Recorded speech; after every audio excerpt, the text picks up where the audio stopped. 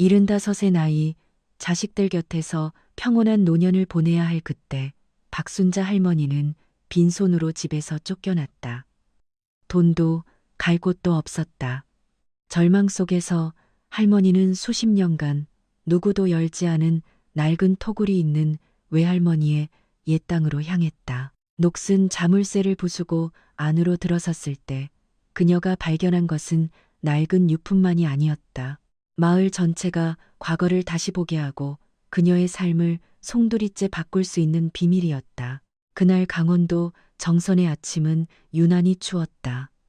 안개가 지붕들 위로 아직 옅게 깔려 있었고 박순자 할머니의 낡은 목조주택 앞 작은 비탈길은 간밤에 내린 비로 축축했다.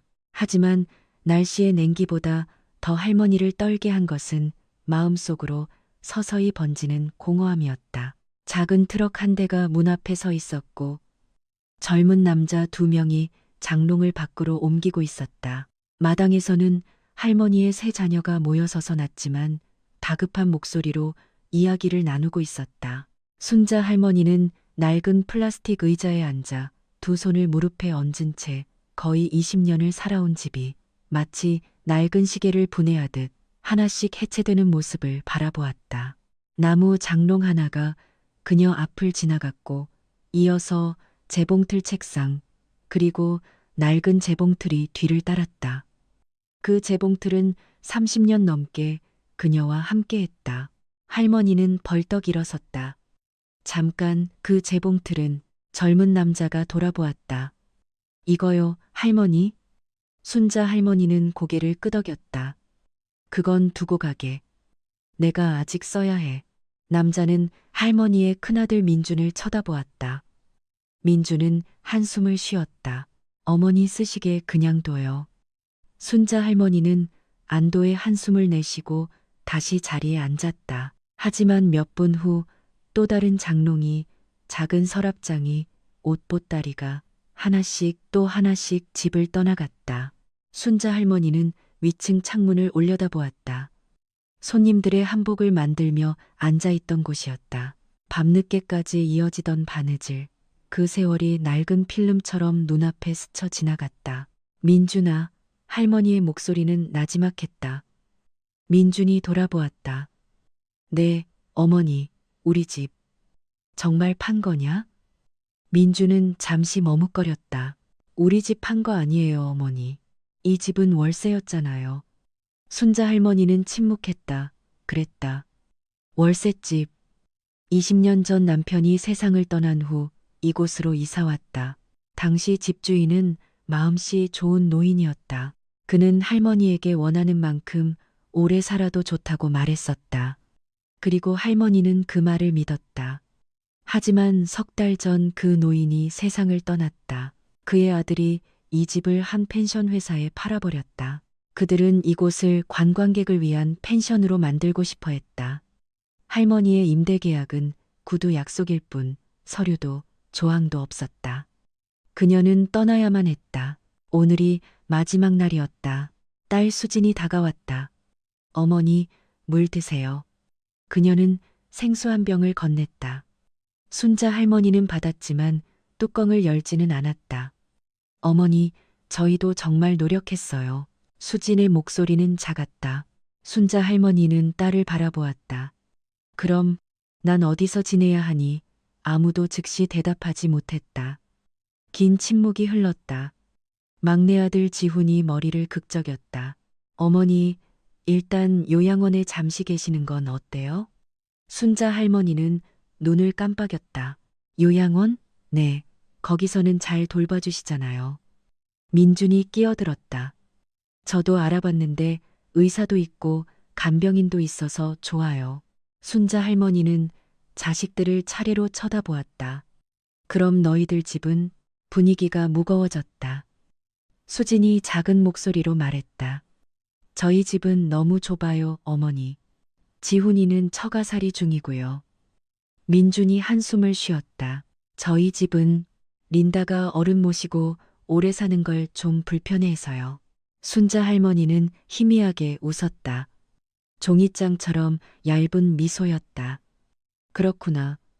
더 이상 아무도 말을 잇지 않았다. 아침바람이 마당을 스쳐 지나갔고 잣나무 잎 하나가 그녀의 발치에 떨어졌다. 잠시 후 민준이 다가왔다. 어머니, 이거 용돈으로 쓰세요. 그는 봉투 하나를 내밀었다. 100만 원 들어있어요. 순자 할머니는 봉투를 쳐다보았지만 받지 않았다. 필요 없다. 그래도 생활비는 있으셔야죠. 순자 할머니는 텅 빈 집을 바라보았다.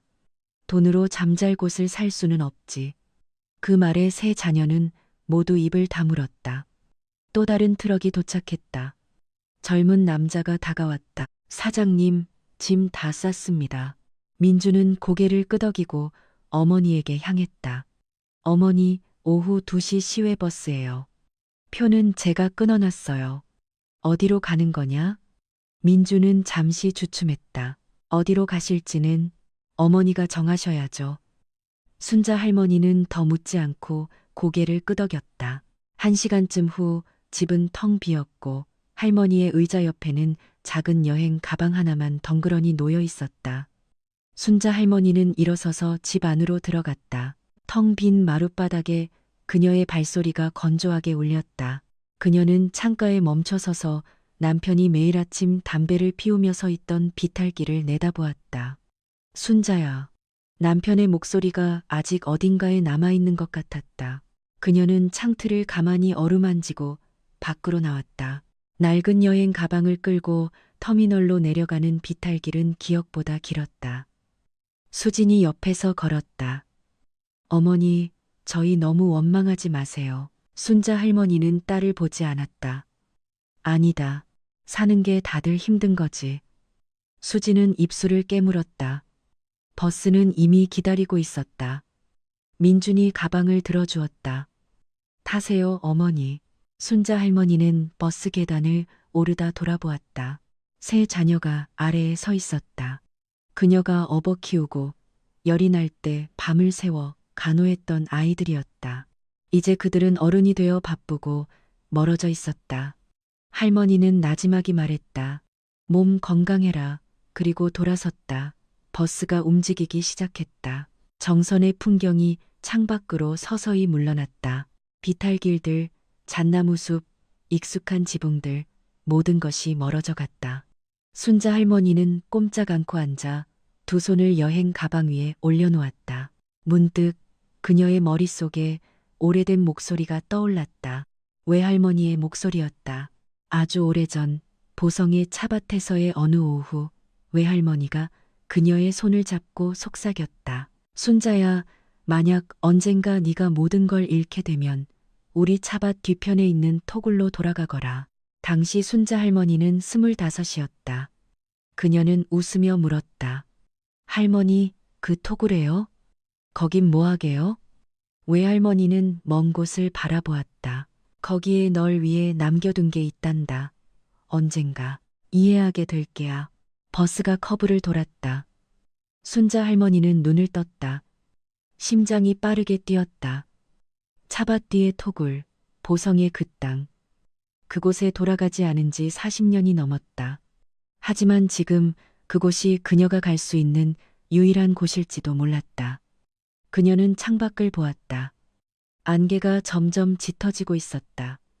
그리고 그녀는 자신에게 속삭였다. 이제 돌아갈 때가 된 것 같구나. 버스는 계속 남쪽을 향해 달렸다. 그리고 박순자 할머니는 낡은 여행 가방과 40년의 기억을 싣고 잊혀진 그곳으로 향하고 있었다. 언덕 비탈 아래 토굴과 열리기를 기다리는 비밀이 있는 곳으로. 시외버스가 강원도 고원을 벗어날 무렵 해가 뉘엿뉘엿 지기 시작했다. 굽이진 도로들이 지푸른 차밭 사이로 모습을 드러냈다.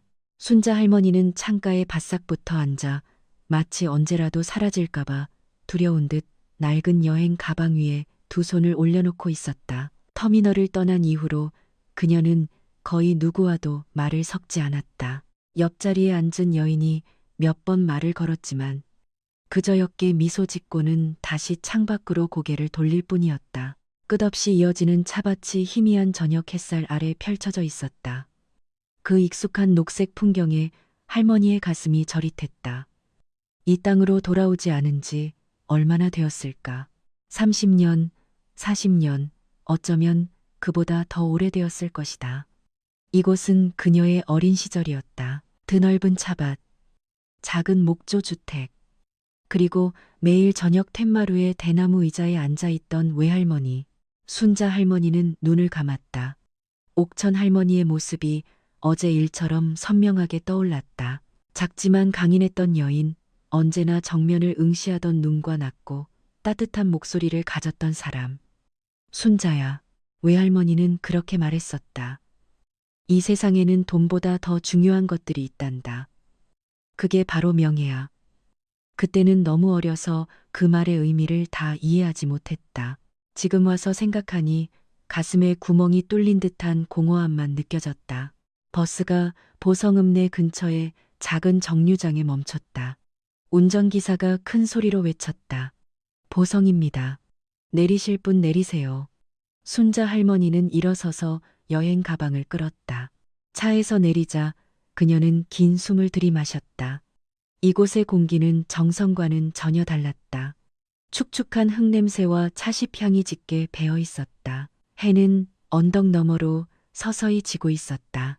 할머니는 작은 정류장 한가운데 잠시 서서 익숙하면서도 낯선 길들을 둘러보았다. 새로 지은 집들이 들어서고 많은 것이 변했지만 멀리 보이는 차밭 언덕들은 여전히 그 자리에 있었다. 그녀는 가방을 끌며 읍내 외곽으로 이어지는 흙길을 향해 천천히 걸었다. 어릴 적 수백 번도 더 다녔던 길이지만 지금은 기억보다 훨씬 길게 느껴졌다. 날은 어두워지고 언덕에서 불어오는 바람은 차가웠다. 1시간 가까이 걸었을까 순자 할머니는 옛 터를 발견했다. 예전의 나무 대문은 사라지고 이끼 낀 2개의 기둥만 비스듬히 서 있었다. 그녀는 멈춰 섰다. 눈앞에는 무릎 높이까지 자란 잡초로 뒤덮인 넓은 공터가 펼쳐져 있었다. 옛 집터는 아직 남아 있었지만 갈라진 시멘트 덩어리에 불과했다. 집은 오래전에 불타 없어지고 불에 그을린 벽돌 몇 개만이 잡초 속에 흩어져 있었다. 순자 할머니는 한 걸음 한 걸음 기억의 층을 밟고 지나가듯 천천히 안으로 들어갔다. 이곳은 거실이었고 저쪽은 부엌, 그리고 저 모퉁이는. 그녀는 멈췄다. 외할머니의 침실이 있던 자리였다. 바람이 불어와 잡초들을 흔들었다. 순자 할머니는 한숨을 쉬었다. 세월이란 그녀는 중얼거렸다.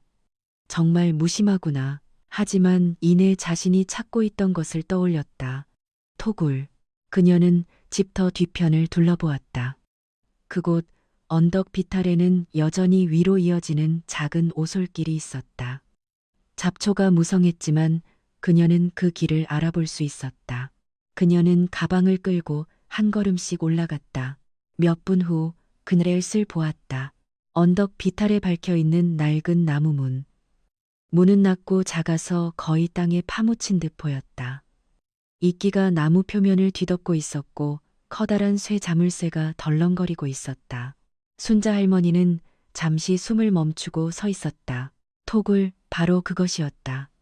어릴 적 외할머니와 몇 번 내려가 본 적이 있었다. 안은 늘 서늘했고 고구마나 옥수수, 말린 차잎을 보관하는 데 쓰였다. 그녀가 마을을 떠난 후 토굴도 버려졌을 것이다. 순자 할머니는 다가갔다. 쇠 자물쇠는 거의 다 녹슬어 있었다. 손을 대보니 차갑고 거칠었다. 그녀는 여행 가방을 열어 작은 주머니에서 목걸이를 꺼냈다. 거기에는 낡은 노쇠 열쇠가 매달려 있었다. 이 열쇠는 40년 동안 간직해온 것이었다. 외할머니가 그녀의 손에 쥐어주며 말했다. 절대 잃어버리면 안 된다. 순자 할머니는 떨리는 손으로 열쇠를 자물쇠에 넣고 살짝 돌렸다. 꼼짝도 하지 않았다. 다시 한번 힘을 주었다. 자물쇠가 뻑뻑한 소리를 냈지만 여전히 열리지 않았다.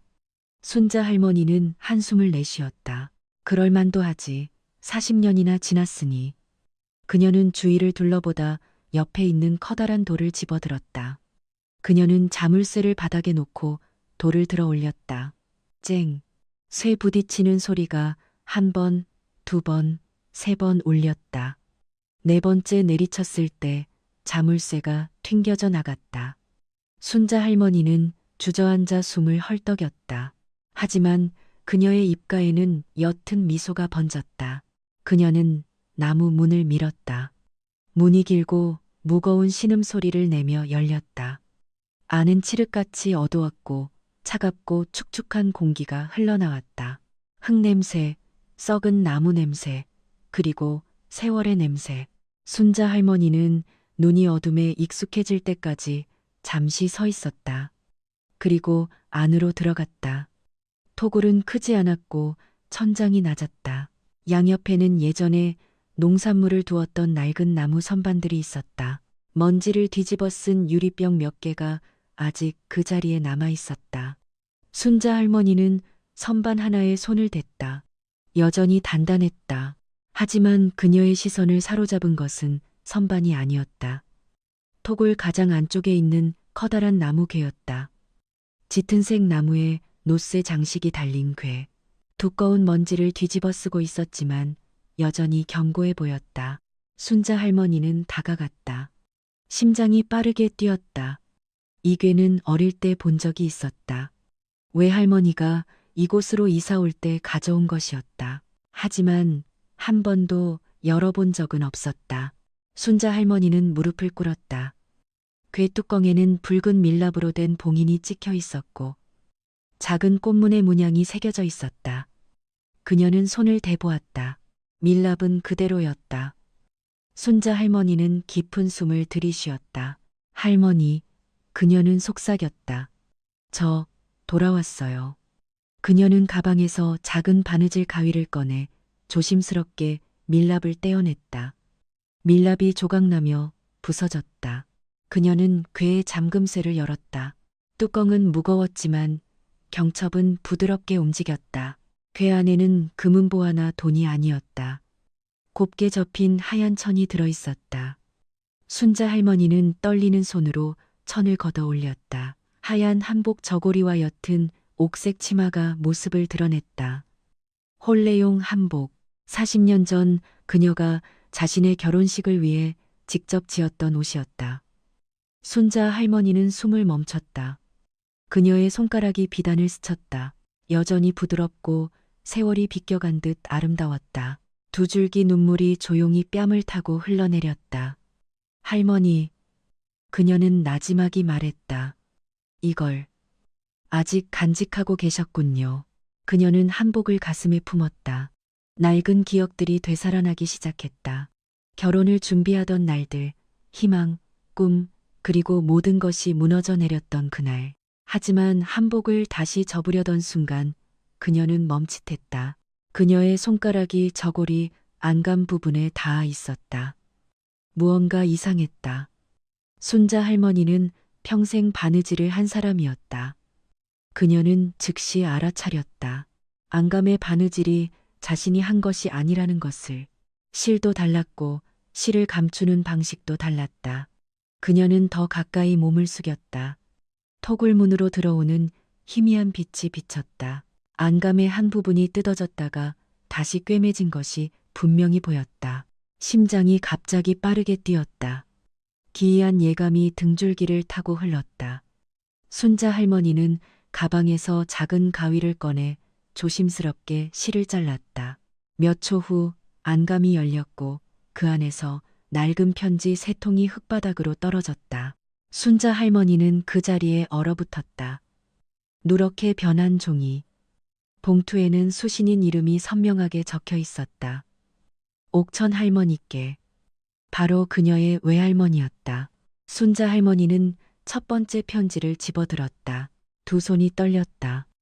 안에 무엇이 들어있는지 알 수 없었지만 마음속 깊은 곳에서 한 가지 사실이 속삭였다.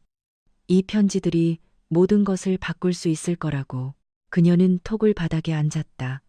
문으로 들어오는 저녁 햇살이 비쳤다. 그녀는 천천히 첫 번째 편지를 열었다. 그리고 첫 줄을 읽는 순간 순자 할머니는 숨을 멈췄다. 순자 할머니는 편지를 손에 들었다. 토굴문으로 들어오는 희미한 빛이 세월에 누렇게 바랜 글자들을 비추었다. 그녀의 손이 미세하게 떨렸다. 추위 때문이 아니라 가슴 속에서 차오르는 낯설고도 익숙한 감정 때문이었다. 그녀는 첫 번째 편지를 열었다. 종이는 얇고 바싹 말라 있어 찢어질까봐 아주 천천히 펼쳐야 했다. 손으로 쓴 글씨가 드러났다. 단정하고 깔끔한 필체였다. 옥천 할머니께 제가 더 이상 침묵을 지킬 수 없어 이 편지를 씁니다. 비록 사람들 앞에서 말할 용기는 없었지만 이 진실을 무덤까지 가져가고 싶지는 않습니다. 순자 할머니는 거기까지 읽고 멈췄다. 차가운 기운이 등줄기를 타고 흘렀다. 그녀는 계속해서 읽었다.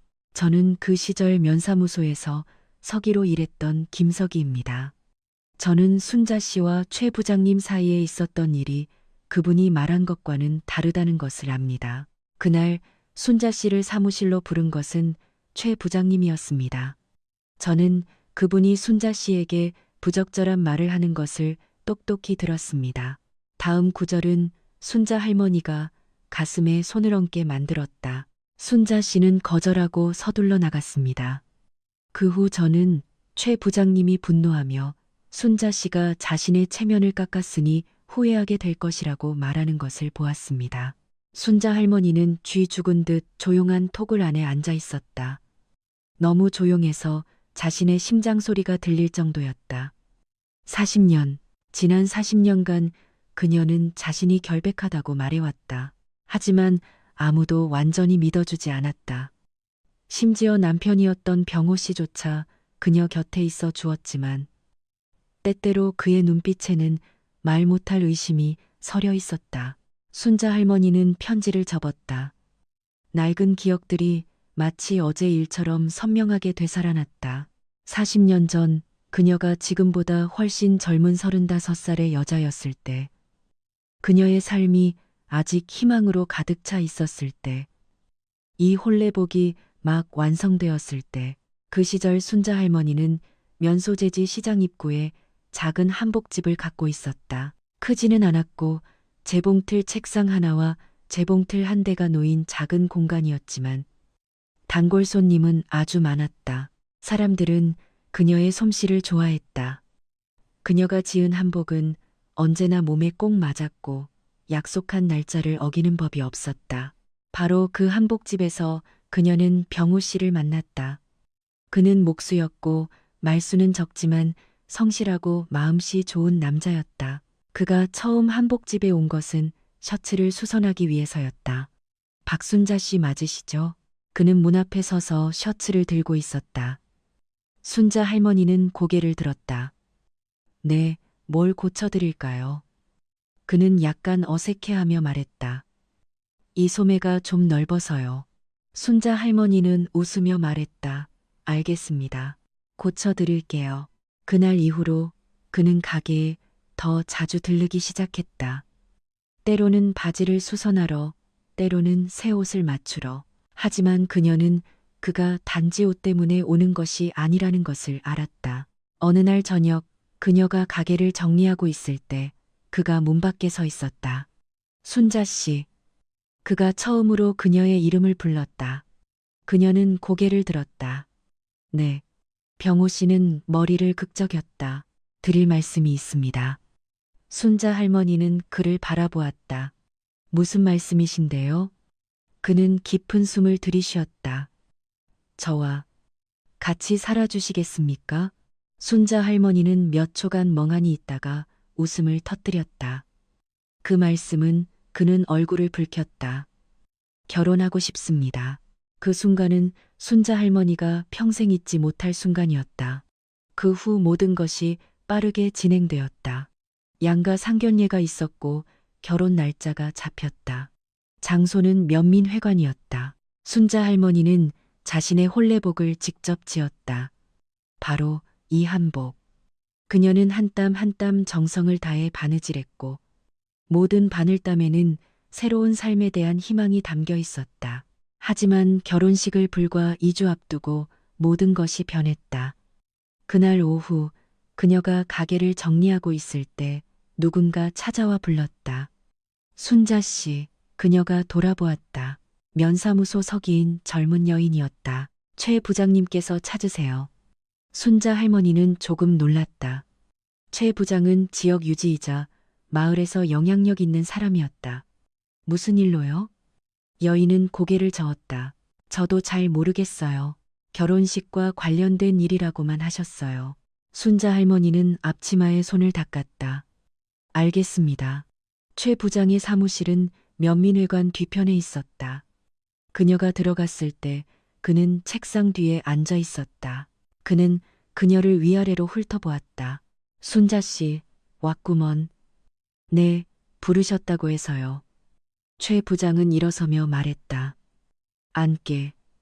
순자 할머니는 의자에 앉았다. 최 부장은 차를 따랐지만 그의 눈빛은 그녀를 불편하게 만들었다. 그는 천천히 말했다. 병호랑 결혼한다지. 네, 병호가 좋은 사람인 건 아나. 네. 최 부장은 더 가까이 다가왔다. 그런데 자네가 그 사람에게 어울린다고 생각하나? 순자 할머니는 미간을 찌푸렸다. 무슨 뜻이신지 모르겠습니다. 최 부장은 옅게 웃었다. 자네는 예쁜 여자야. 그는 말했다. 이 동네 남자치고 자네를 안 쳐다보는 놈이 없지. 순자 할머니는 일어섰다.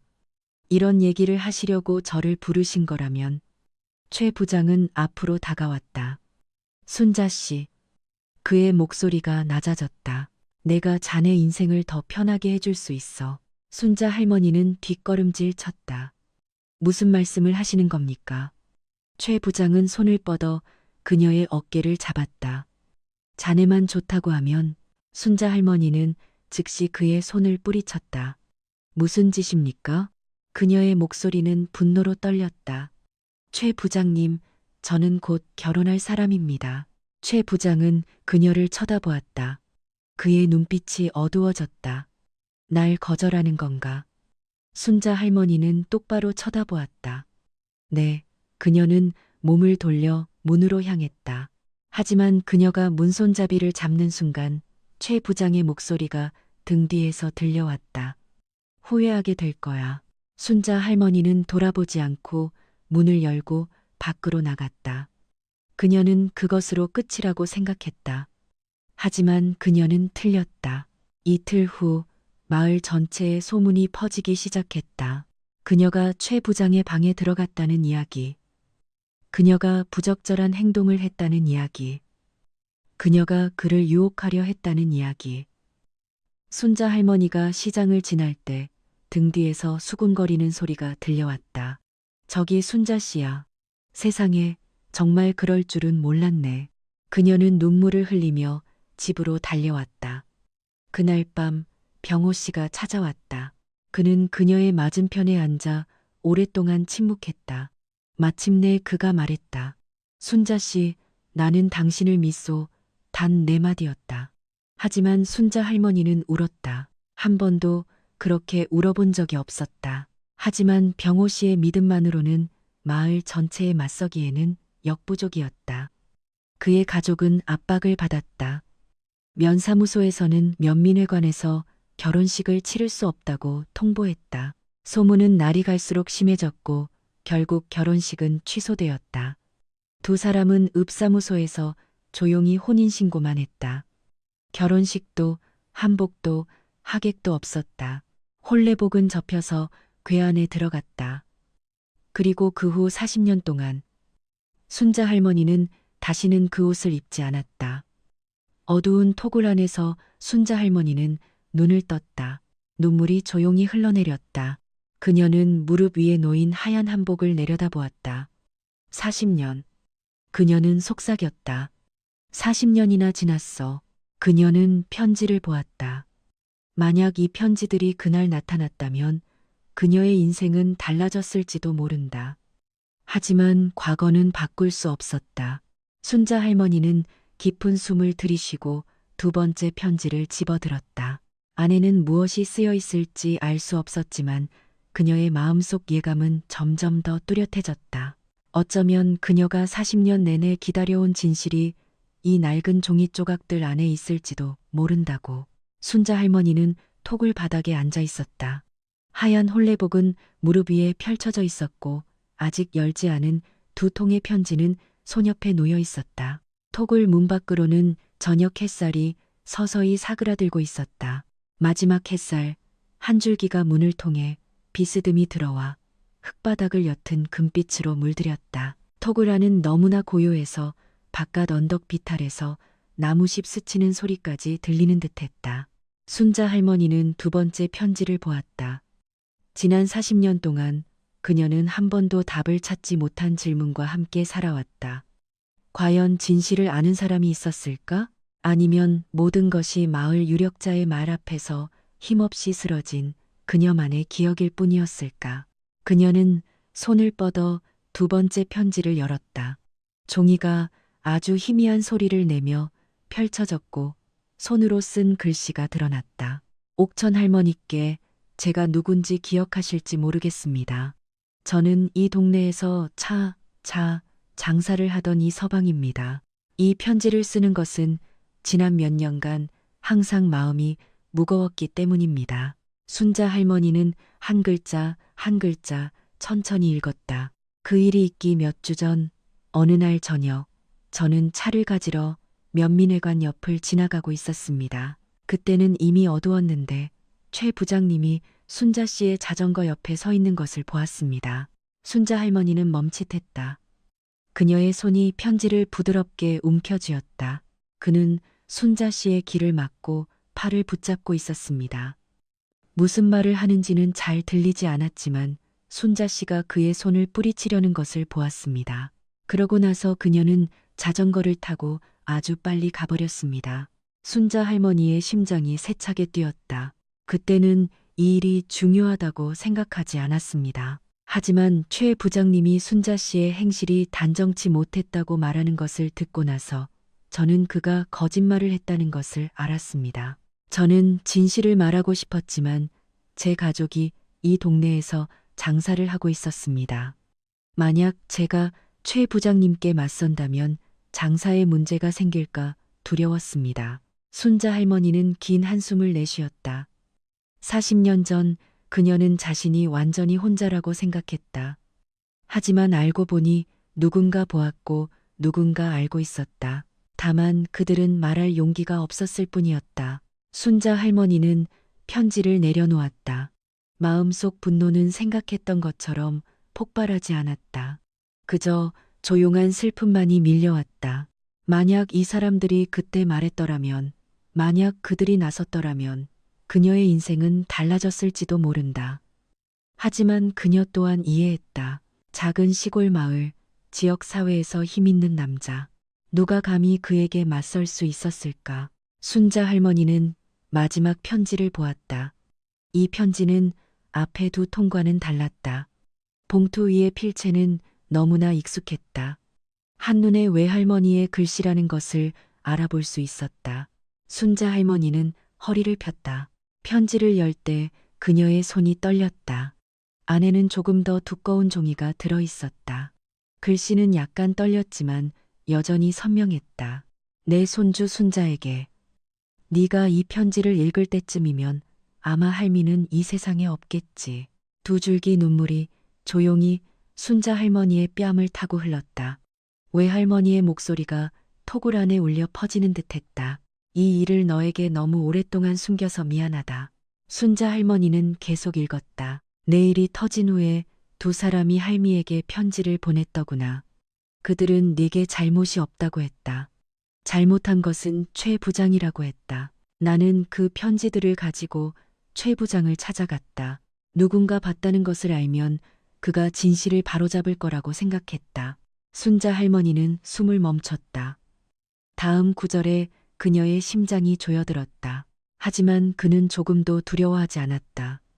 그는 할미에게 만약 이 일을 마을 사람들에게 알리면 너와 병호의 삶을 더 힘들게 만들 것이라고 했다. 사람들은 늙은 할미가 아니라 자신을 믿을 것이라고 했다. 순자 할머니는 편지를 꽉 쥐었다. 나는 너무나 화가 났지만 또한 너무나 두려웠다. 너와 병호는 이제 막 삶을 시작했잖니. 나는 일이 더 나빠지는 것을 원치 않았다.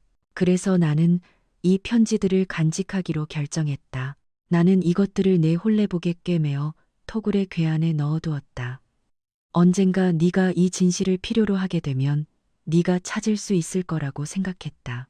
순자 할머니는 손으로 입을 막았다. 그녀는 외할머니가 열쇠를 건네주던 날을 기억했다. 그날 외할머니는 무척 쇠약했다. 방 안 대나무 침대에 누워 그녀는 순자의 손을 아주 꽉 잡았다. 순자야, 네, 할머니. 내가 옳은 일을 했는지 모르겠다.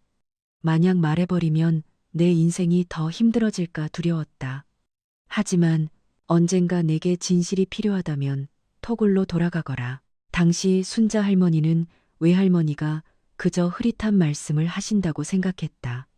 이제야 그녀는 이해했다. 그녀는 마지막 구절을 읽었다. 순자야, 너는 강한 아이다.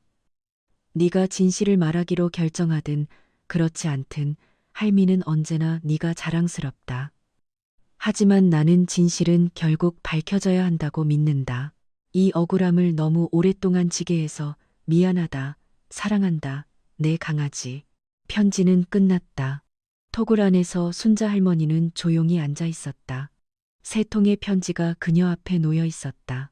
그녀가 40년 동안 기다려온 진실의 세 조각. 그녀는 고개를 들어 토굴 문을 보았다. 이미 밤이 깊었다.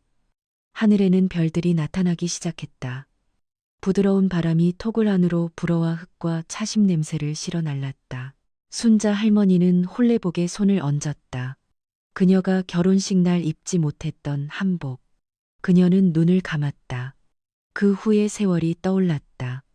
의심의 눈초리, 수군거리는 말들, 시장을 지날 때 등 뒤에서 들려오던 말들, 그리고 남편이 오랫동안 침묵하는 것을 보았던 순간들. 그녀를 탓하지는 않았지만 완전히 잊을 수도 없었던 것이다. 순자 할머니는 눈을 떴다. 희미한 저녁 빛 속에서 그녀는 다시 세 통의 편지를 보았다. 진실은 여기에 있었다. 이 토굴을 나서는 순간 모든 것이 바뀔 수 있었다. 하지만 문득 한 가지 질문이 머릿속에 떠올랐다.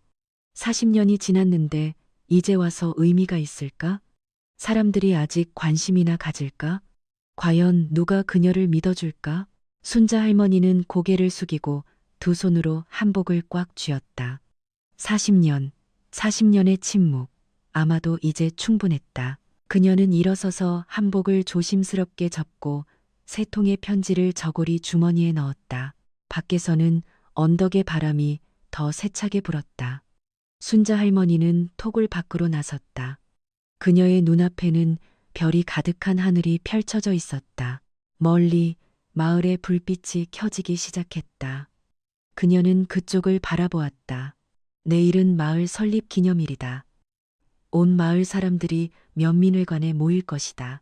순자 할머니는 깊은 숨을 들이쉬었다. 그녀의 목소리가 어둠 속에서 희미하게 울렸다. 아마도 이제 때가 된 것 같구나. 그리고 40년 만에 처음으로 그녀는 마음속에 더 이상 두려움이 없다는 것을 느꼈다. 밤은 언덕빛 아래 빠르게 내려앉았다. 토굴을 나온 후 순자 할머니는 문 앞 흙계단에 앉았다. 어둠이 짙어졌고 얇은 구름 뒤로 초승달만이 희미하게 빛났다. 멀리 마을의 노란 불빛이 작은 점들처럼 켜지기 시작했다. 차밭 언덕 전체는 고요했고 오직 나무잎을 스치는 바람 소리와 어둠 속에서 우는 벌레 소리만이 들려왔다. 순자 할머니는 여전히 세 통의 편지를 손에 쥐고 있었다. 종이는 낡고 가장자리는 해졌지만 그 안의 글자들은 마치 방금 쓰인 것처럼 생생했다. 그녀는 그것들을 2번, 3번 읽었다.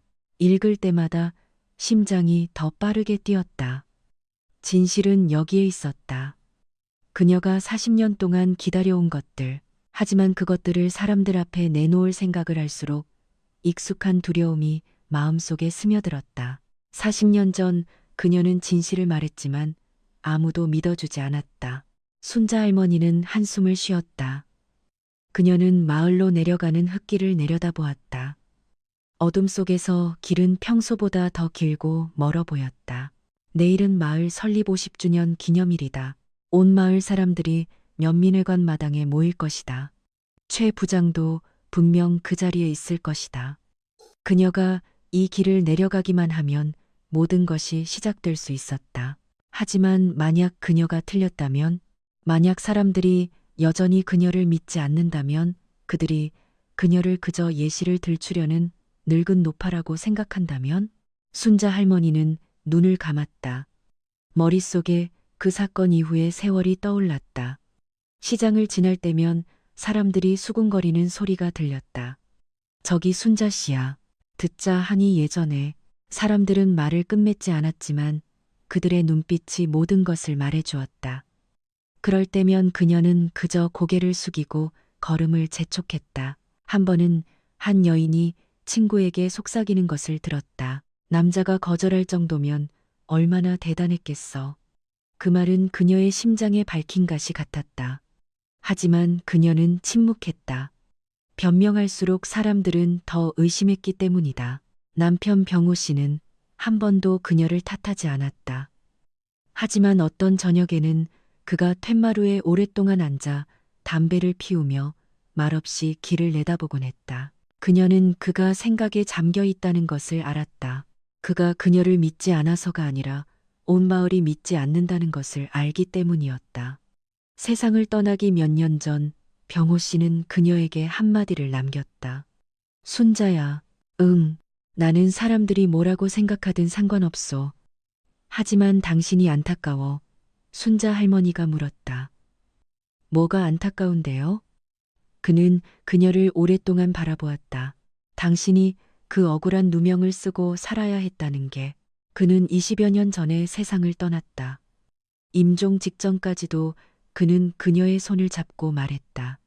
순자야, 다른 사람들 말 때문에 당신이 누구인지 잊지 마시오. 순자 할머니는 눈을 떴다. 밤바람이 더 차갑게 불었다.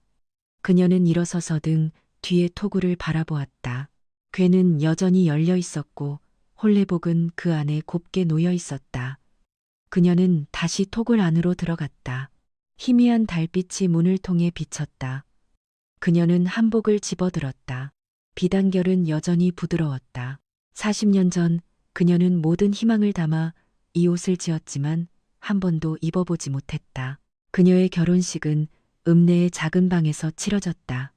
한복도 하객도 꽃도 없이 오직 그녀와 병호 씨, 호적계 직원 한 명, 그리고 혼인신고서 한 장뿐이었다. 순자 할머니는 저고리를 부드럽게 쓸어보았다. 아마도 그녀는 속삭였다. 이제 때가 된 것 같구나. 문득 한 가지 생각이 떠올랐다. 그녀는 한복을 다시 보았다. 만약 내일 그녀가 진실을 말한다면 이 옷을 입을 것이다. 그녀가 결혼식 날 입지 못했던 한복을. 순자 할머니는 궤에서 한복을 꺼내 나무 판자 위에 펼쳤다. 그녀는 가방에 있던 작은 손전등을 켰다. 노란 불빛이 하얀 옷감 위로 쏟아졌다. 그녀는 전문 한복장이처럼 옷을 살폈다. 몇 군데 실이 낡았고 치마 자락은 조금 길었다. 이대로 입으면 너무 홀레복처럼 보일 것이 분명했다. 순자 할머니는 가방을 열었다. 안에는 여전히 바늘, 실, 가위가 들어 있었다. 평생 바느질을 해온 사람의 습관이었다. 그녀는 일을 시작했다. 치마 뒷자락을 조금 잘라내고 몇 군데를 다시 꿰매고 옷고름을 바로잡았다. 한 땀 한 땀 조심스럽게 바느질했다. 그녀의 손은 비록 늙었지만 여전히 능숙했다. 수년간의 바느질이 그 동작들을 본능으로 만들었다. 때때로 그녀는 멈춰서서 옷을 바라보았다. 머릿속으로 내일의 광경을 상상했다. 사람들의 눈빛, 침묵, 질문들. 심장이 다시 빠르게 뛰었다. 어떤 순간에는 바늘을 내려놓고 조용히 앉아 있었다. 그냥 그만둘까? 그녀는 혼잣말을 했다. 40년이나 지났는데 이제 와서 필요 없을지도 몰라. 하지만 그 생각이 떠오르자마자 그녀는 외할머니의 편지를 떠올렸다. 나는 진실은 결국 밝혀져야 한다고 믿는다. 순자 할머니는 옆에 놓인 세 통의 편지를 보았다. 작은 종이 조각들이었지만 그것들은 그녀가 반평생을 기다려온 진실을 담고 있었다. 그녀는 편지 한 통을 들어 올렸다. 손전등 불빛이 글자들을 비췄다. 그녀는 외할머니의 마지막 문장을 다시 읽었다. 네가 옳은 것을 결정할 만큼 충분히 강하다고 믿는다. 순자 할머니는 깊은 숨을 들이쉬고 다시 바늘을 들었다. 할머니, 그녀는 나지막이 말했다. 이제 더는 침묵하지 않을 거예요. 일은 밤새도록 계속되었다. 밖에서는 달이 높이 떴다가 서서히 구름 뒤로 사라졌다. 새벽녘이 다 되어서야 순자 할머니는 한복을 내려놓았다. 그것은 이전과는 달라져 있었다. 더 이상 뚜렷한 홀레복처럼 보이지 않았다. 치마는 더 단정해졌고 저고리는 더 단순해졌지만 여전히 품위를 잃지 않았다. 순자 할머니는 일어서서 톡을 밖으로 나갔다. 동쪽 하늘이 밝아오기 시작했고 새벽 안개가 차밭을 희미하게 덮고 있었다. 그녀는 마을을 내려다보았다. 몇몇 지붕에서 아침밥 짓는 연기가 피어오르고 있었다. 새로운 날이 시작되고 있었다. 오늘 모든 것이 바뀔지도 모른다.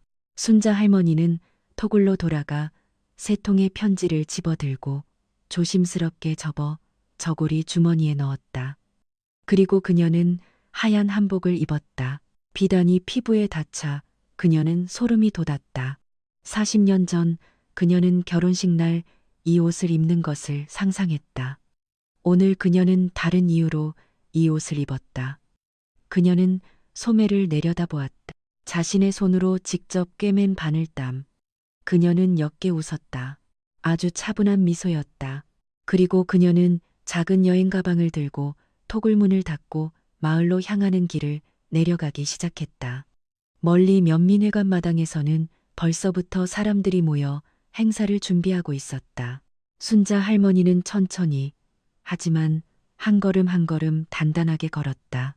해가 높이 솟아오르면 이 온 마을이 지난 40년 동안 잊고 지냈던 진실을 들어야만 할 것이기 때문이었다. 새벽 안개가 아직 흙길을 희미하게 덮고 있을 때 순자 할머니는 언덕 비탈을 내려왔다.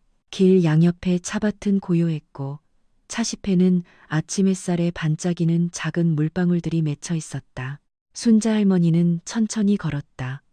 여행 가방이 뒤에서 부드럽게 끌렸고 하얀 한복이 걸음마다 조용히 흔들렸다. 언덕 위에는 그녀를 보는 사람이 아무도 없었지만 그녀의 마음은 마치 많은 사람 앞에 서 있는 것 같았다. 심장은 규칙적으로 뛰었지만 어젯밤처럼 떨리지는 않았다. 마을로 이어지는 흙길은 해가 언덕 위로 솟아오르자 점점 더 선명해졌다. 멀리서 면민회관 지붕이 보였다.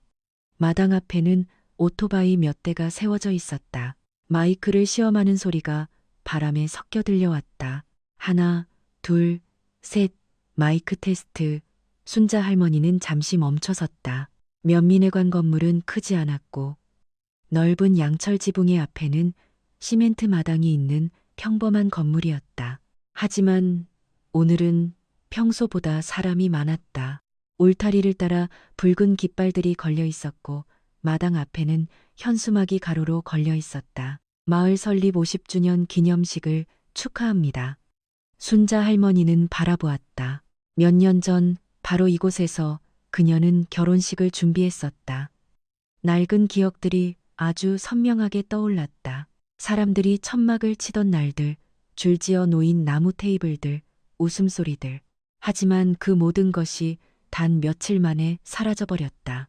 순자 할머니는 깊은 숨을 들이쉬고 계속 걸었다. 그녀가 면민회관 마당에서 50m쯤 떨어져 있을 때 첫 번째 사람들이 그녀를 알아보기 시작했다. 테이블과 의자를 나르던 중년 남자가 고개를 들었다. 그는 눈을 가늘게 뜨고 멈춰섰다. 그는 옆 사람에게 돌아보았다. 저기, 박순자 씨 아니야? 다른 사람이 그가 가리키는 방향을 쳐다보았다. 누구? 옛날에 한복 짓던 그 순자 씨 말이야. 그 사람도 눈을 가늘게 떴다. 맞는 것 같네.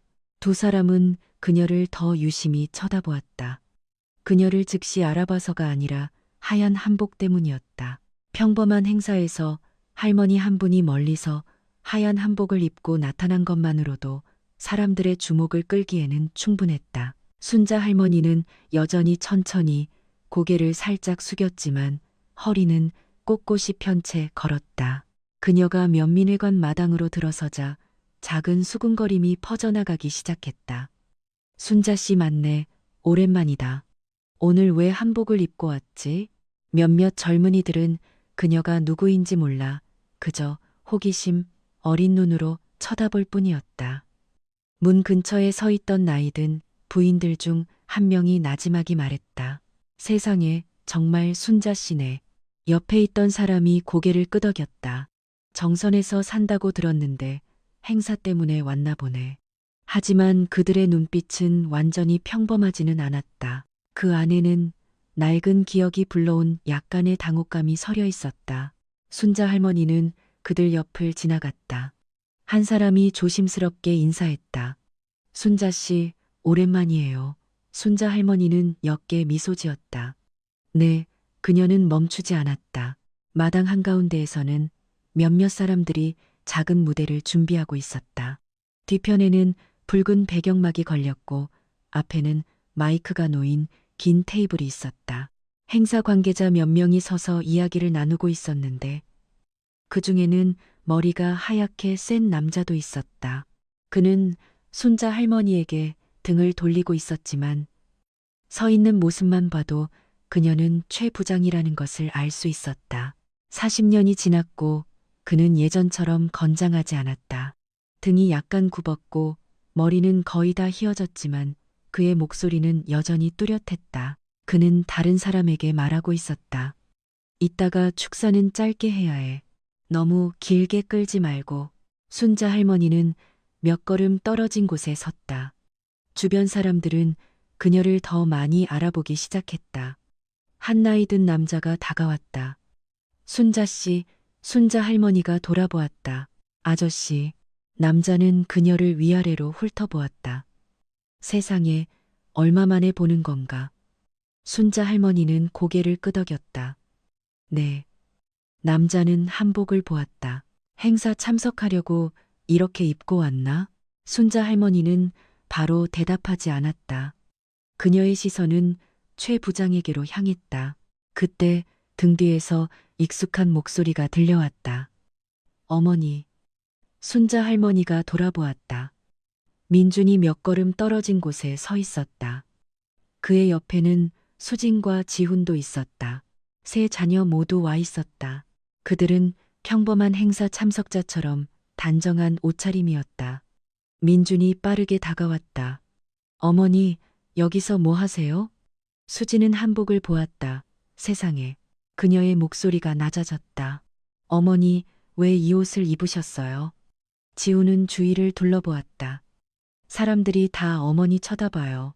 순자 할머니는 자식들을 보았다. 그녀의 눈빛에는 화가 없었다. 그저 차분했다. 볼 일이 있어서 왔다. 민준이 목소리를 낮췄다.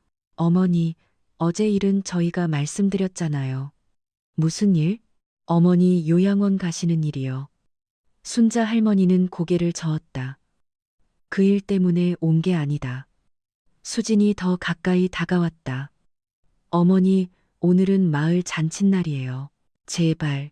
그녀가 말을 채 끝내기도 전에 행사 관계자 중 한 명이 돌아보았다. 최 부장이었다. 그의 시선이 하얀 한복에 멎었다가 순자 할머니의 얼굴로 옮겨갔다. 그는 멈칫했다. 몇 초 동안 주변 공기가 얼어붙는 듯했다. 두 사람은 서로를 바라보았다. 40년. 모든 것이 사라졌다고 생각할 만큼 긴 시간이었지만 서로를 보자마자 모든 낡은 기억이 즉시 되살아났다. 최 부장은 천천히 다가왔다. 순자 씨. 그의 목소리는 크지 않았지만 가까이 있던 사람들에게는 들릴 정도였다. 언제 왔소? 순자 할머니는 그의 눈을 똑바로 쳐다보았다. 며칠 됐습니다. 최 부장은 고개를 끄덕였다. 행사 때문에 왔나? 순자 할머니는 바로 대답하지 않았다. 주변 사람들이 주목하기 시작했다. 몇몇은 하던 일을 멈췄고 몇몇은 아예 몸을 돌렸다. 민준이 어머니의 팔을 살짝 잡아당겼다. 어머니, 그만 가요. 순자 할머니는 조용히 팔을 빼고 최 부장을 보았다. 저를 기억하십니까? 최 부장은 희미하게 웃었다. 어떻게 있겠소. 오랜만이지. 순자 할머니는 고개를 끄덕였다. 그렇군요. 40년 만입니다. 몇몇 사람들이 수군거리기 시작했다. 40년? 무슨 일이지? 수진이 속삭였다. 어머니, 제발 그만하세요. 하지만 순자 할머니는 딸을 보지 않았다. 그녀의 시선은 여전히 최 부장에게 고정되어 있었다. 저고리 주머니 속의 편지들이 그녀의 손에 희미하게 닿았다. 그녀는 종이 한 장 한 장을 뚜렷하게 느꼈다. 마치 그것들이 그녀가 왜 이곳에 왔는지를 상기시켜주는 것 같았다. 최 부장은 가볍게 헛기침을 했다. 순자 씨, 행사 참석하러 온 거면. 순자 할머니가 말을 잘랐다. 아닙니다.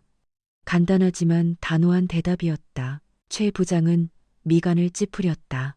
그럼 무슨 일로 왔소? 순자 할머니는 주위를 둘러보았다.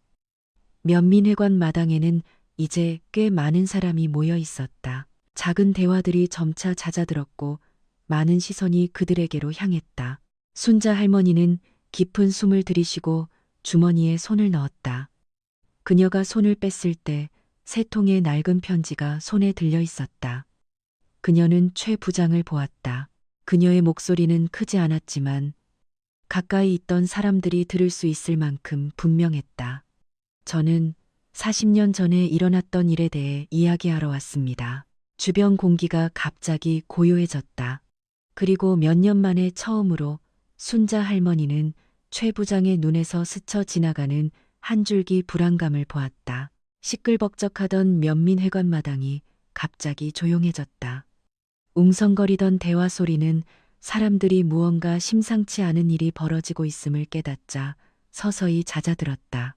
행사 관계자 몇몇은 하던 일을 멈추고 순자 할머니와 최 부장 쪽을 돌아보았다. 무대 앞 긴 테이블 위에 놓인 마이크는 여전히 켜져 있었고 바람이 불 때마다 작게 쉬익하는 소리를 냈다. 순자 할머니는 마당 한가운데에 서 있었다. 하얀 한복은 사람들 사이에서 유독 눈에 띄었다. 세 통의 낡은 편지가 그녀의 손에 들려 있었다. 최 부장은 그 편지들을 내려다보았다. 그의 얼굴은 여전히 평정을 유지하고 있었지만 눈빛은 변해 있었다.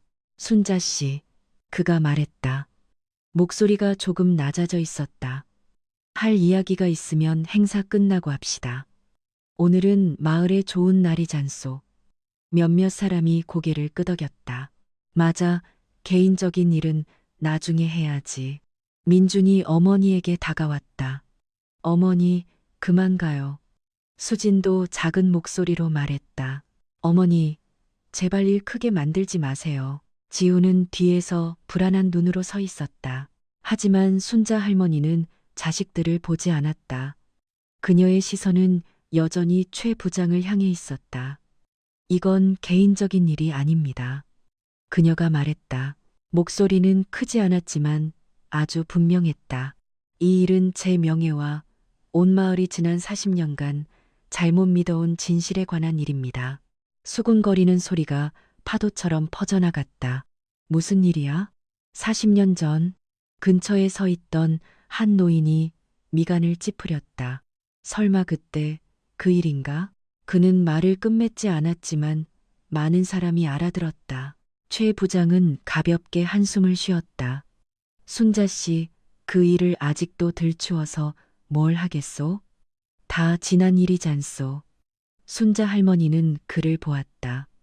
네, 지난 일입니다. 하지만 진실은 한 번도 제대로 말해진 적이 없습니다. 최 부장은 팔짱을 꼈다. 무슨 말을 하려는 거요? 순자 할머니는 편지를 들어 올렸다. 40년 전 부장님께서는 제가 부장님께 부적절하게 행동했다고 사람들에게 말씀하셨습니다. 몇몇 순자 할머니는 계속했다. 제가 부장님 사무실에 찾아가 옳지 않은 짓을 했다고 하셨습니다. 최 부장은 어깨를 으쓱했다. 그거야 다들 아는 일이잖소. 그렇다면 그 방 안에서 무슨 일이 있었는지도 기억하십니까? 분위기가 더 무거워졌다. 가벼운 바람이 마당을 스쳐 지나갔다. 최 부장은 희미하게 웃었다. 순자 씨, 온 마을 사람들 앞에서 이 일을 따지려는 거요? 순자 할머니는 대답하지 않았다. 대신 그녀는 첫 번째 편지를 펼쳤다. 종이가 그녀의 손에서 희미하게 떨렸다. 그녀는 종이를 내려다보고 읽기 시작했다. 옥천 할머니께 그녀의 목소리는 느렸다. 제가 더 이상 침묵을 지킬 수 없어 이 편지를 씁니다. 가까이 서 있던 사람들이 더 집중하기 시작했다. 몇몇은 더 가까이 다가왔다. 저는 그 시절 면사무소에서 서기로 일했던 김석이입니다. 속삭이는 소리가 들렸다. 김석이? 예전에 면사무소에서 일하던 그분이잖아. 순자 할머니는 계속 읽었다. 그날 순자 씨를 사무실로 부른 것은 최 부장님이었습니다. 저는 그분이 순자 씨에게 부적절한 말을 하는 것을 똑똑히 들었습니다. 뒤편에 한 남자가 나지막이 말했다. 순자 할머니는 계속 읽었다. 순자 씨는 거절하고 서둘러 나갔습니다. 그 후 최 부장님이 분노하며 순자 씨가 후회하게 될 것이라고 말하는 것을 보았습니다. 순자 할머니는 편지를 접었다. 몇 초간의 침묵 후 수군거리는 소리가 터져 나왔다. 이게 정말이야? 한 나이든 부인이 작게 말했다. 김석이는 거짓말할 사람이 아닌데. 최 부장은 마른 웃음을 지었다. 김석이라. 40년 전 편지를 누가 썼는지 어떻게 알겠소? 당신이 직접 썼을 수도 있는 일 아니오. 몇몇 사람이 고개를 끄덕였다. 맞아. 너무 오래된 일이야. 민준이 나섰다. 어머니, 이제 그만하세요. 순자 할머니는 손을 들어 아들을 제지했다. 그리고 그녀는 두 번째 편지를 꺼냈다. 이것은 다른 사람이 쓴 편지입니다. 최 부장은 그녀를 쳐다보았다. 그의 눈빛에 짜증이 서리기 시작했다. 대체 그런 편지를 몇 통이나 가지고 있는 거요? 순자 할머니는 대답하지 않고 편지를 펼쳤다. 옥천 할머니께 저는 이 동네에서 차장사를 하던 이서방입니다. 뒤쪽에 서 있던 한 남자가 문득 말했다. 이서방, 나 그 사람 아는데. 순자 할머니는 계속 읽었다. 어느 날 저녁, 저는 최 부장님이 순자 씨의 길을 막고 팔을 붙잡는 것을 보았습니다. 순자 씨는 그의 손을 뿌리치고 아주 빨리 가버렸습니다. 더 큰 웅성거림이 퍼져나갔다. 한 사람이 말했다. 이 서방은 그때 차 장사 크게 했어. 함부로 말하는 사람 아니야. 최 부장은 평정을 잃기 시작했다. 그만, 그가 소리쳤다. 순자 씨, 이 장난을 언제까지 할 거요? 순자 할머니는 그를 보았다. 그녀의 눈빛은 그 어느 때보다 차분했다. 아직 끝나지 않았습니다. 최 부장은 비웃었다. 낡은 편지 몇 장으로 지난 일을 바꿀 수 있다고 생각하는 거요? 순자 할머니는 손을 뻗어 세 번째 편지를 꺼냈다. 외할머니의 편지. 그녀는 바로 펼치지 않았다. 대신 그녀는 최 부장을 똑바로 쳐다보았다. 옥천 할머니를 기억하십니까? 최 부장은 1초간 멈칫했지만 순자 할머니는 그것을 보았다. 할머니께서 부장님을 찾아가셨습니다. 그녀가 말했다. 주변 사람들은 더 귀를 기울이기 시작했다. 순자 할머니는 편지를 펼쳤다. 내일이 터진 후에 두 사람이 할미에게 편지를 보냈다. 나는 그 편지들을 가지고 최 부장을 찾아갔다.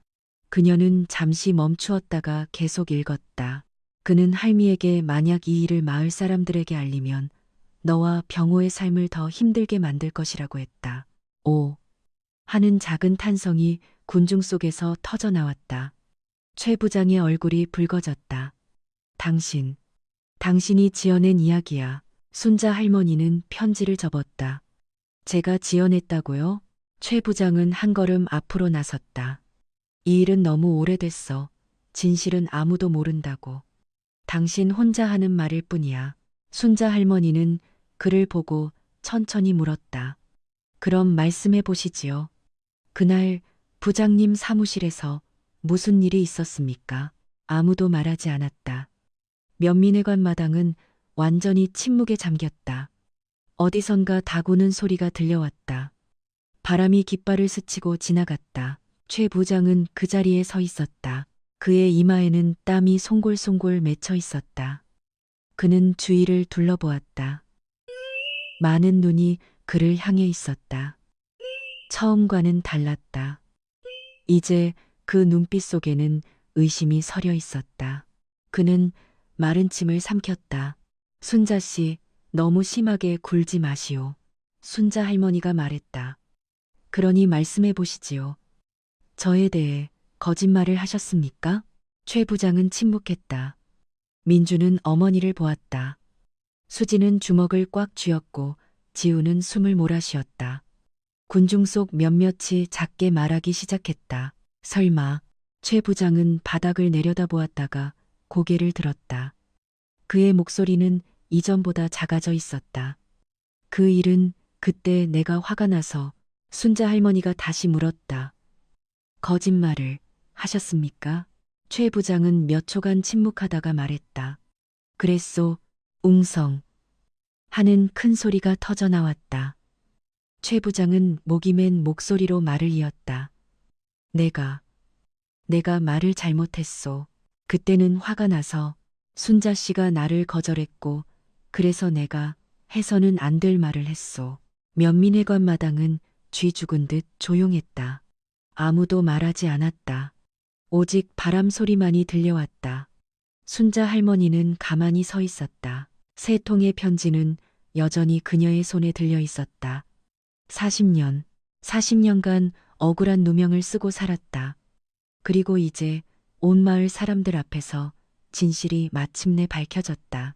면민회관 마당의 공기는 아직 정상으로 돌아오지 않았다. 최 부장의 말이 끝난 후 사람들은 마치 긴 순간 속에 갇힌 듯 그 자리에 서 있었다. 아무도 즉각적으로 반응하지 않았고 그저 방금 들은 것이 사실인지 확인하려는 듯 최 부장과 순자 할머니 사이를 오가는 눈빛들만 있었다. 바람이 마당 앞에 걸린 깃발들을 스쳐 지나가며 부드럽게 펄럭이게 했다. 테이블 위 마이크에서 작은 잡음이 들리더니 이내 꺼졌다. 순자 할머니는 여전히 그 자리에 서 있었다. 그녀의 하얀 한복이 바람에 조용히 흔들렸다. 세 통의 낡은 편지는 여전히 그녀의 손에 들려 있었지만 이제 더 이상 읽을 필요는 없었다. 진실은 스스로를 드러냈다. 침묵을 깬 것은 민준이었다. 그는 최 부장을 보며 떨리는 목소리로 말했다. 방금 뭐라고 하셨습니까? 최 부장은 대답하지 않았다. 그는 마당의 시멘트 바닥을 내려다보며 꼼짝 않고 서 있었다. 마을의 한 노인이 몇 걸음 앞으로 나섰다. 최영감, 그가 불렀다. 방금 거짓말을 했다고 했소? 최 부장은 한숨을 쉬었다. 그 일은 오래전 일이오. 그의 목소리는 갈라져 있었다. 근처에 서 있던 한 부인이 큰 소리로 말했다. 하지만 거짓말을 했다는 게 무슨 뜻이에요? 세상에. 그럼 순자 씨가 정말 억울했던 거네. 더 큰 수군거림이 퍼져나갔다. 몇몇 사람들은 몇 분 전과는 전혀 다른 눈빛으로 순자 할머니를 바라보았다. 더 이상 의심이 아니었다. 놀라움과 약간의 부끄러움이 섞인 눈빛이었다. 최 부장은 생각을 정리하려는 듯 손을 이마에 얹었다. 그가 말했다. 그때 내가 이성을 잃었소.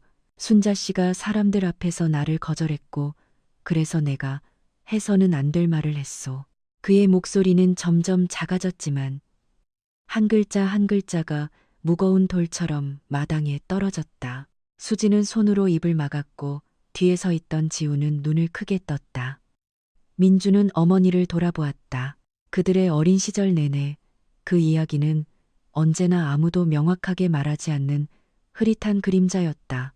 하지만 그들의 어머니가 마을에서 스캔들에 휘말렸었다는 것은 모두가 알았다. 그리고 그녀가 항상 결백하다고 말했지만 그들은 무슨 일이 있었는지 완전히 이해하지 못했다. 오늘까지 민주는 순자 할머니를 보았다. 어머니, 그의 목소리가 메었다. 순자 할머니는 아들을 보지 않았다. 그녀의 시선은 여전히 최 부장에게 고정되어 있었다. 거짓말을 했다고 하셨습니다. 그녀는 반복했다. 좀 더 명확하게 말씀해 주시겠습니까? 최 부장은 침묵했다. 주변 사람들이 더 큰 소리로 말하기 시작했다. 맞아요. 똑똑히 말해요. 대체 어떻게 된 거예요? 행사 관계자 중 한 명이 다가와 당황한 목소리로 말했다. 자자, 이 일은 나중에. 하지만 군중은 더 이상 나중을 원하지 않았다. 40년은 너무 긴 시간이었다. 노인이 한 걸음 더 다가왔다. 최영감, 그가 불렀다. 똑똑히 말해보시오. 최 부장은 마을의 익숙한 얼굴들을 둘러보았다. 수년간 그를 알고 지낸 사람들, 한때 그를 믿었던 사람들. 이제 그들은 기다리고 있었다. 그는 긴 한숨을 쉬었다. 맞소, 그가 말했다. 내가 거짓말을 했소. 한 부인이 물었다. 무슨 거짓말을 했는데요? 최 부장은 1초간 눈을 감았다가 천천히 말했다. 그날 순자 씨는 아무 잘못도 하지 않았소. 그녀를 사무실로 부른 것은 바로 나였소. 더 큰 웅성거림이 터져나왔다. 세상에, 그럴 줄 알았어. 말도 안 돼. 최 부장은 계속했다. 내가 부적절한 말을 했고 그녀는 거절했소. 그리고 나는 화가 났소. 그는 한마디 한마디가 무거운 듯 말을 멈췄다. 나는 사람들에게 그녀가 부적절하게 행동했다고 말했소. 하지만 사실은 그렇지 않았소. 면민회관 마당은 침묵에 잠겼다. 이전과는 다른 침묵이었다. 더 이상 의심이 없었다. 오직 벌거벗은 진실만이 남아 있었다. 순자 할머니는 그 자리에 서서 심장이 강하지만 규칙적으로 뛰는 것을 느꼈다. 40년간 억울한 누명을 쓰고 살았다. 그리고 마침내 그가 입을 열었다. 민준이 어머니에게 더 가까이 다가갔다. 어머니, 그가 작게 말했다. 그럼 어머니 말씀이 사실이었군요. 순자 할머니는 아들을 돌아보았다. 그녀의 눈빛이 부드러워졌다. 그래, 단 한마디였지만 그 안에는 40년의 세월이 담겨 있었다. 수진이 다가왔다. 그녀의 뺨에는 이미 눈물이 흐르고 있었다. 어머니, 그녀는 말을 잇지 못했다. 지우는 뒤에서 땅을 내려다보고 있었다. 그는 과거 친구들이 어머니의 예시를 언급했던 순간들을 떠올렸다. 그저 어색하게 웃거나 다른 이야기로 화제를 돌렸던 순간들. 그는 한 번도 어머니가 억울하다고 나서서 말할 용기가 없었다. 왜냐하면 그 자신도 확신이 없었기 때문이다. 이제 진실이 바로 눈앞에 있었다. 노인이 순자 할머니에게 돌아섰다. 순자 씨, 그의 목소리가 낮아졌다. 이 일은 그는 말을 끝맺지 못했지만 순자 할머니는 이해했다. 긴 사과는 필요 없었다. 그저 눈빛만으로도 충분했다. 순자 할머니는 다시 최 부장을 보았다. 그는 여전히 어깨를 약간 숙인 채 서 있었다. 그는 아침 처음보다 훨씬 늙어 보였다. 최 부장님. 순자 할머니가 말했다. 그가 고개를 들었다. 40년 전 부장님께서 한마디를 하시자 온 마을이 부장님을 믿었습니다. 그리고 저는 그 누명을 쓰고 40년을 살아야 했습니다. 최 부장은 아무 말도 하지 않았다. 순자 할머니는 계속했다.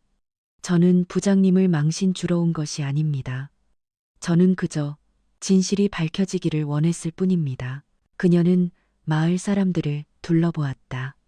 익숙한 얼굴들, 저는 단지 제가 사람들이 생각하는 그런 짓을 하지 않았다는 것을 모두가 알아주기를 바랐을 뿐입니다.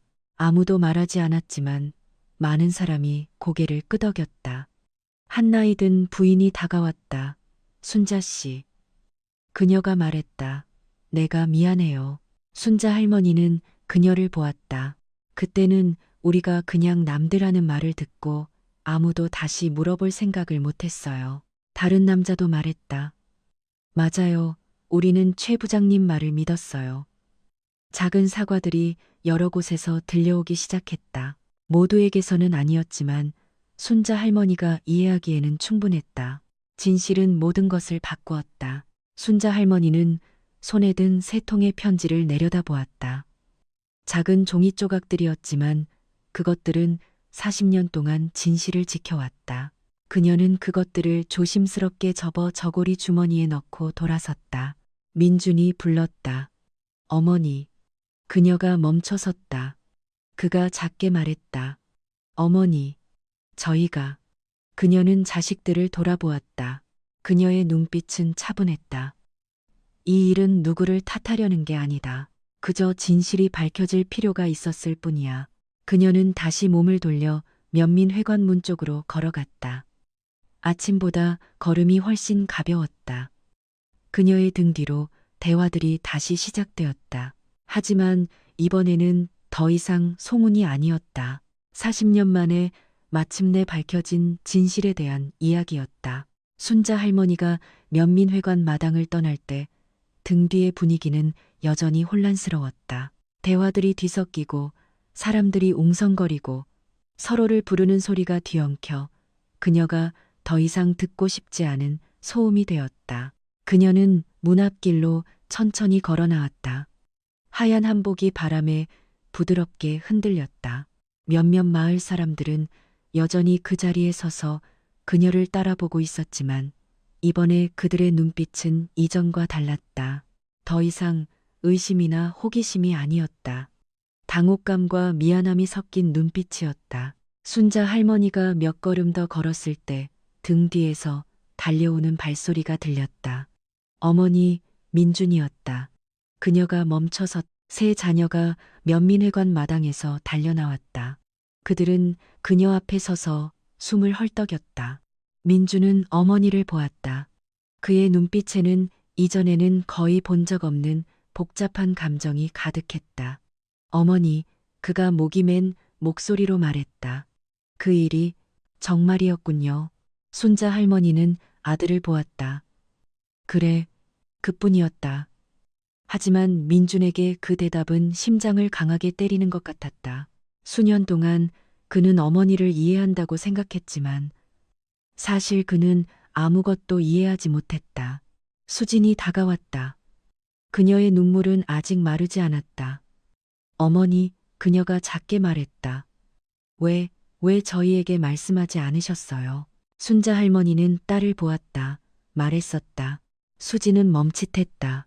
하지만 그때 너희는 너무 어렸지. 순자 할머니는 말을 이었다. 나중에 내가 다시 그 이야기를 꺼낼 때면 너희는 그저 침묵했잖니. 지호는 고개를 숙였다. 그는 기억했다. 20살 때 어머니가 그 일에 대해 이야기했던 적이 있었다. 그는 그저 어색하게 웃으며 오래전 일이잖아요, 어머니. 이제 그만 생각하세요라고 말했다. 그는 듣고 싶지 않았고 기억하고 싶지 않았다. 사람들이 말하는 것이 사실일까 두려웠기 때문이다. 이제 와서 생각하니 가슴이 무겁게 짓눌리는 것 같았다. 민준이 나지막이 말했다. 어머니, 죄송합니다. 순자 할머니는 그를 보았다. 그녀의 눈빛이 조금 부드러워졌다. 이 일은 사과받으려고 한 게 아니다. 그저 진실이 밝혀질 필요가 있었을 뿐이야. 등 뒤 면민회관 마당에서는 여전히 말소리가 들려왔다. 한 무리의 사람들이 최 부장 주위에 서 있었다. 행사 관계자 몇 명이 그와 이야기하고 있었다. 마을 노인이 문 밖으로 나와 순자 할머니가 여전히 서 있는 것을 보았다. 그는 빠르게 다가왔다. 순자 씨, 그녀가 돌아보았다. 네, 노인은 머리를 극적였다. 아까 그 일, 뭐라고 말해야 할지 모르겠네. 순자 할머니는 옅게 미소 지었다. 괜찮습니다, 아저씨. 오래전 일이잖아요. 노인은 고개를 저었다. 아니야, 오래됐지만 우리도 잘못이 있어. 그는 땅을 내려다보았다. 그때 우리는 그냥 남들 말만 듣고 그대로 믿어버렸어. 아무도 다시 묻지 않았고 아무도 나서서 말하지 않았지. 순자 할머니는 침묵했다. 몇몇 다른 마을 사람들도 나왔다. 한 나이 든 부인이 말했다. 순자 씨, 내가 미안해. 그땐 나도 당신을 오해했어. 다른 남자도 말했다. 맞아요. 우리는 최 부장님 말을 믿었어요. 여러 곳에서 사과가 들려왔다. 시끄럽거나 거창하지는 않았지만 진심 어린 작은 말들이었다. 순자 할머니는 들었지만 마음속에 더 이상 이전과 같은 씁쓸함은 없었다. 그저 기이한 안도감만이 느껴졌다. 40년. 40년간 아무도 들어주지 않는 이야기를 품고 살았다. 이제 마침내 그 이야기가 세상에 나왔다. 한 청년이 스마트폰을 들어 올렸다. 나 이거 다 찍었어. 친구가 물었다. 진짜? 응. 마을 페이스북 그룹에 올려야지. 민준이 그 말을 듣고 돌아보았다. 잠깐만요. 하지만 청년은 이미 게시 버튼을 눌렀다. 단 몇 분 후 영상이 공유되기 시작했다. 영상 속에는 면민회관 마당 한가운데 서 있는 순자 할머니의 모습, 하얀 한복, 세 통의 낡은 편지, 그리고 최 부장의 고백이 담겨 있었다. 민주는 스마트폰 화면을 보고 한숨을 쉬었다. 이제 온 동네 사람들이 다 알게 되겠네요. 순자 할머니는 아무 말도 하지 않았다. 지훈이 어머니를 보았다. 어머니, 이제 어디로 가세요?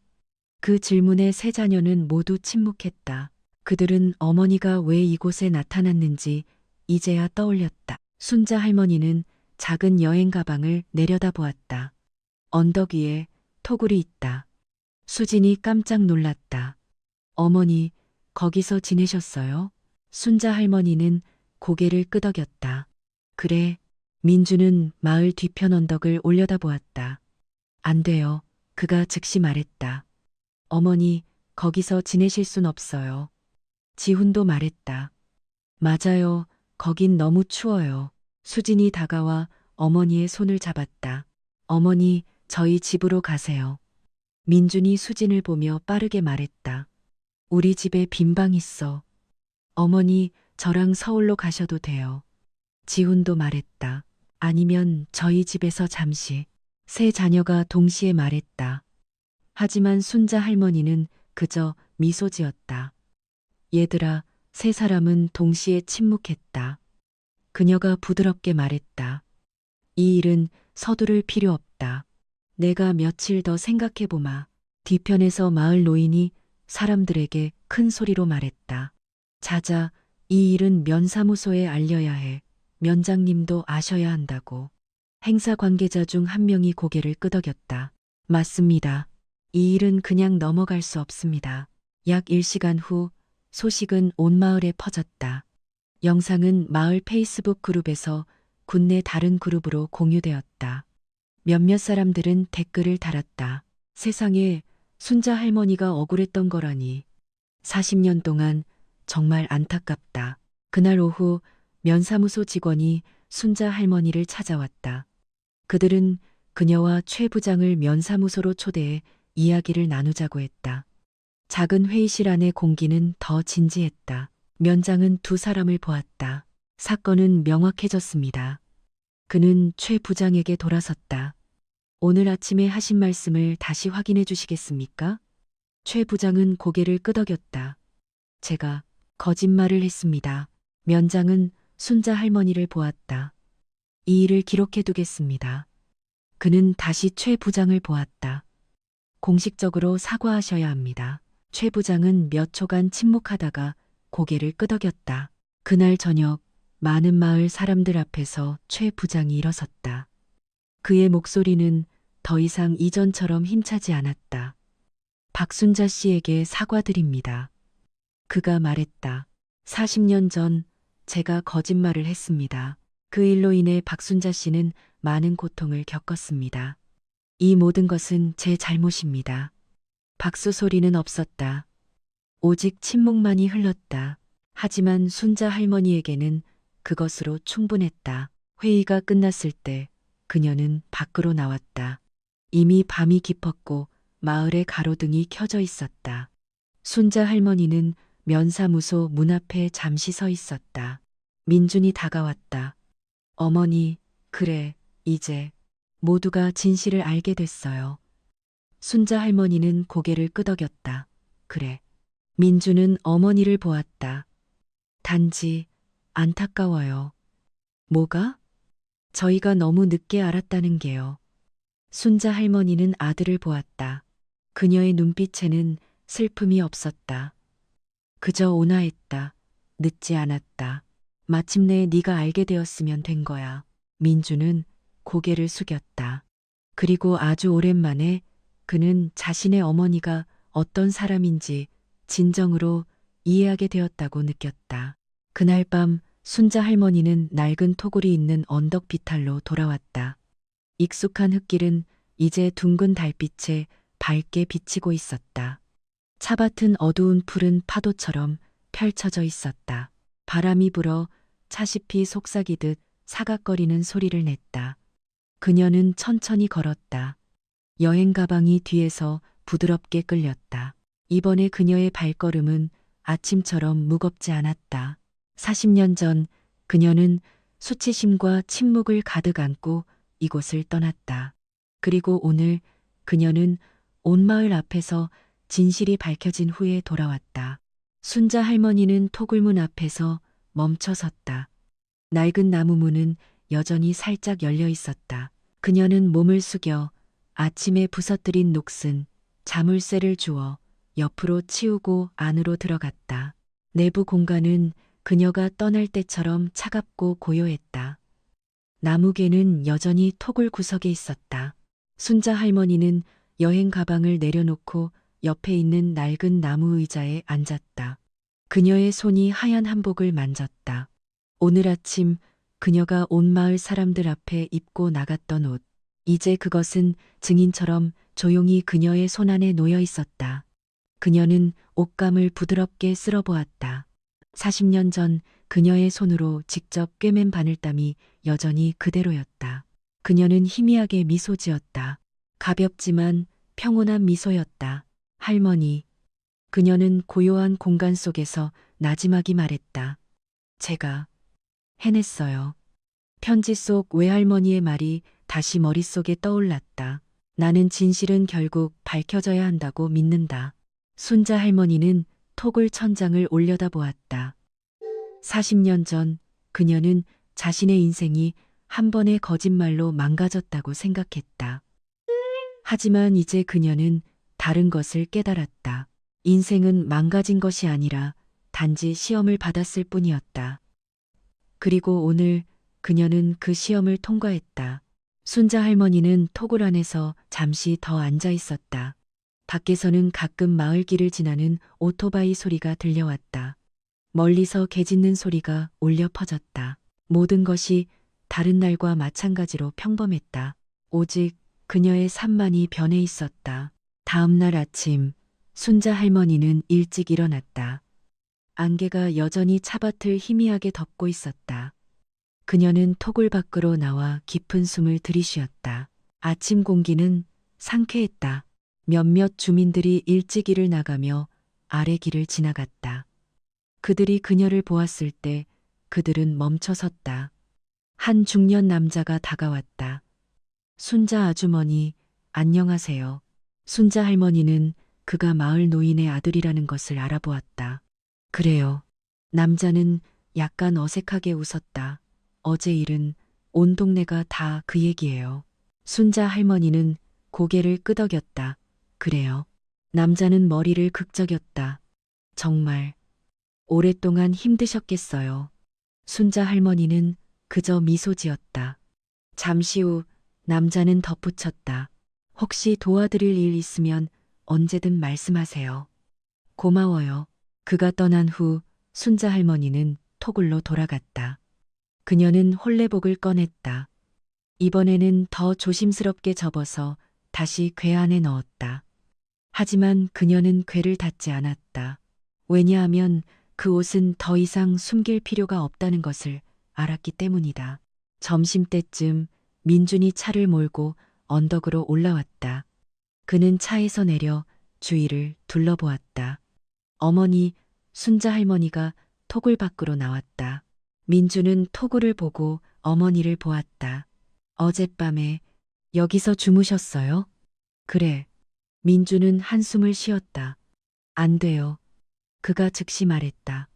어머니, 더 이상 여기서 지내시면 안 돼요. 순자 할머니는 아들을 보았다. 그럼 어쩔 거니? 민주는 잠시 망설였다. 어머니께서 저랑 서울로 가셨으면 좋겠어요. 순자 할머니는 몇 초간 침묵했다. 수진과 지훈도 막 도착했다. 그들이 다가왔다. 수진이 말했다. 어머니, 저희 집으로 가세요. 방 다 치워놨어요. 지훈도 말했다. 아니면 저희 집에서 잠시. 세 자녀가 그녀 앞에 서 있었다. 그들의 눈빛은 어제와는 완전히 달랐다. 더 이상 어색함도 회피도 없었다. 오직 진심만이 담겨 있었다. 순자 할머니는 한 명 한 명 쳐다보았다. 그녀는 그들이 진심이라는 것을 알았지만 자신에게 시간이 필요하다는 것도 알았다. 얘들아, 그녀가 부드럽게 말했다. 내가 며칠만 더 생각해보마. 민주는 고개를 끄덕였다. 네, 그는 토굴을 둘러보았다. 하지만 여기서 오래 계시진 마세요. 순자 할머니는 미소 지었다. 그래, 이틀 후 면사무소에서 다시 그녀를 찾아왔다. 최 부장이 그녀를 만나고 싶어 한다는 것이었다. 만남은 최 부장의 집에서 이루어졌다. 마을 입구에 있는 낡은 집이었다. 순자 할머니가 들어섰을 때 최 부장은 텐마루의 대나무 의자에 앉아 있었다. 그는 천천히 일어섰다. 그의 얼굴은 훨씬 더 피곤해 보였다. 순자 씨, 그가 말했다. 순자 할머니는 고개를 끄덕였다. 두 사람은 마주보고 앉았다. 한참 동안 아무도 말하지 않았다. 마침내 최 부장이 입을 열었다. 40년이요. 네, 당신이 돌아올 줄은 몰랐소. 순자 할머니는 그를 보았다. 저도 제가 돌아올 줄은 몰랐습니다. 최 부장은 한숨을 쉬었다. 내가 잘못했소. 그때는 내 체면만 생각했지. 말 한마디가 당신 평생을 따라다닐 줄은 몰랐소. 순자 할머니는 침묵했다. 최 부장이 말을 이었다. 우리 가족이 당신에게 보상하고 싶소. 순자 할머니는 그를 보았다. 어떻게요? 그는 봉투 하나를 내밀었다. 이건 돈이오. 용서를 사려는 게 아니오. 단지 내 잘못을 조금이라도 갚고 싶을 뿐이오. 순자 할머니는 봉투를 보았다. 그녀는 정선의 집을, 그녀의 작은 한복집을, 집에서 짐을 싸서 나와야 했던 날들을 떠올렸다. 마침내 그녀가 말했다. 많이는 필요 없습니다. 하지만 받겠습니다. 최 부장은 고개를 끄덕였다. 고맙소. 몇 주 후 순자 할머니는 시장 근처의 작은 집으로 이사했다. 방 2개와 작은 마당이 있는 집이었지만 그녀가 편안하게 살기에는 충분했다. 거실 한쪽 구석에 그녀는 홀레복을 유리 액자에 넣어 걸어두었다. 슬픈 기념품이 아니라 상징으로서 어느 날 오후 그녀의 손녀 민준의 딸이 놀러왔다. 아이는 액자 앞에 오랫동안 서 있었다. 할머니, 왜 이 옷을 걸어두셨어요? 순자 할머니는 다가왔다. 아주 특별한 옷이라서 그렇단다. 어떻게요? 순자 할머니는 손녀 옆에 앉았다. 이 옷이 40년 동안 비밀을 간직했거든. 아이는 눈을 동그랗게 떴다.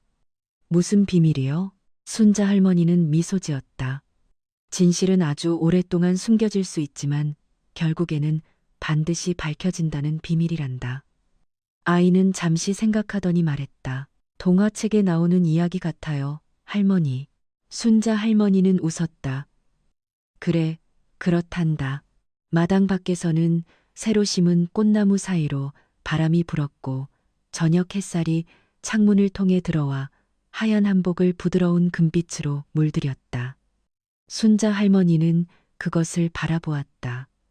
그리고 40년 만에 처음으로 그녀는 자신의 삶이 진정으로 가벼워졌다고 느꼈다.